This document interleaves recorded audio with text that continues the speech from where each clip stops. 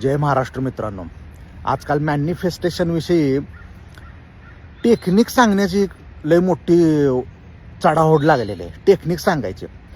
Nicola टेस्लाचं एक technique सांगत होते एक जण, 369.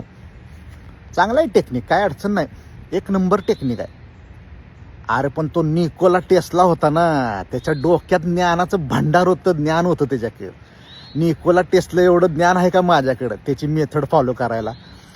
त्याचं ज्ञान त्यानं रिअलमध्ये उतरवण्यासाठी मॅनिफेस्टेशन वापरले.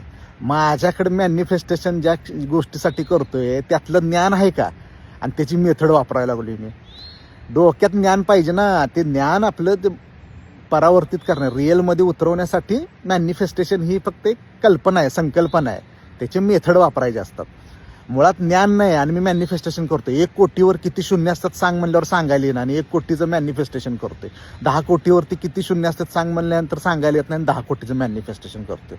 बाजारात समूहाच्या भावना काय असतात, स्वतःच्या भावनेवर नियंत्रण कसं ठेवायचं माहीत नाही आणि ट्रेडिंग करायला लागलेलं आहे. इकडं बाजारात इकडं आर्थिक शिस्तीच्या गप्पा मारतोय आणि संध्याकाळी दारू प्यायला बसतोय.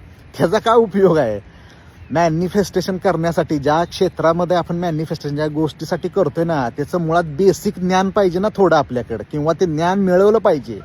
आणि ते ज्ञानाचा उपयोग करून काही गोष्टी मिळवण्यासाठी मॅनिफेस्टेशन टेक्निक आहे.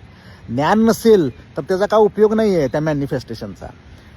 ज्ञानेश्वरीमध्ये खूप सुंदर वाक्य आहे, ज्ञानाचा मुख्य शत्रू कोण आहे माहिती आहे का? अज्ञान. आणि आपण अज्ञान मार्गाने सगळं करायला लागलोय. धन्यवाद.